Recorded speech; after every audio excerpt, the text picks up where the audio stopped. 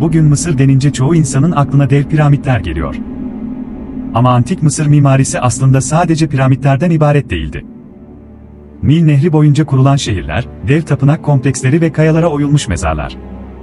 Hepsi birlikte düşünüldüğünde Mısır mimarisi çok daha büyük bir dünyanın parçasıdır. Bu dünyayı anlamak için önce Nil Nehri'ne bakmak gerekir. Antik Mısır'da hayatın merkezi Nil Nehri'ydi.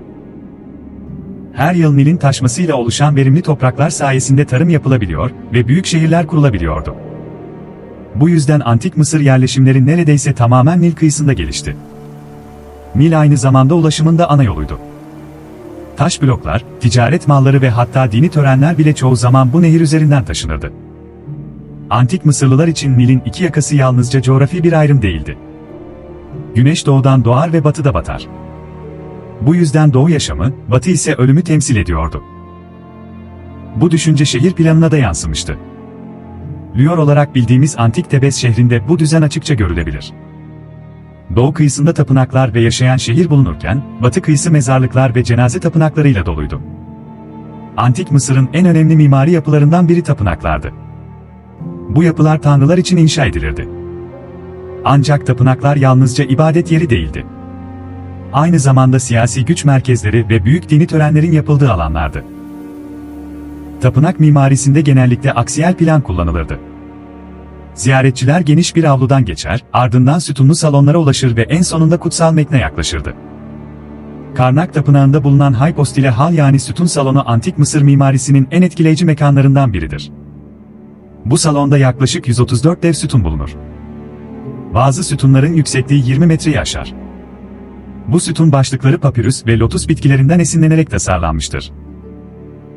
Bu metne giren kişi kendini adeta bir taş ormanın içinde hisseder. Nil'in batı kıyısında ise antik Mısır'ın en önemli mezarlık alanları bulunur.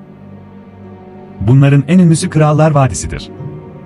Burada firavunlar için kayalara oyulmuş mezarlar inşa edilmiştir. Bu mezarlar uzun koridorlar, gizli odalar ve duvar resimleriyle doludur.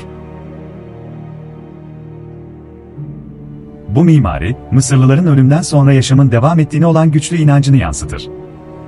Antik Mısır mimarisinin en ünlü yapıları ise piramitlerdir. Piramitler firavunların mezarları olarak inşa edilmiştir. Ancak aynı zamanda firavunun gücünü ve tanrılarla olan bağını simgeler.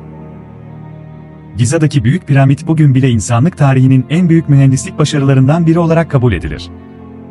Antik Mısır mimarisinin 3 temel özelliği vardır. Birincisi anıtsal ölçek. Yapılar insanı küçük hissettirecek kadar büyüktür. İkincisi aksiyel planlama. Mekanlar genellikle tek bir ana eksen boyunca sıralanır. Üçüncüsü ise sembolik yönlenme. Doğu ve Batı, yaşam ve ölüm arasındaki ilişki mimariye yansıtılmıştır. Antik Mısır mimarisi sadece taş yapılardan ibaret değildi. Nil etrafında kurulan şehirler, dev tapınaklar, kayalara oyulmuş mezarlar ve piramitler. Bütün bunlar birlikte düşünüldüğünde antik Mısır mimarisi aslında bir medeniyetin dünya görüşünün mimariye dönüşmüş halidir.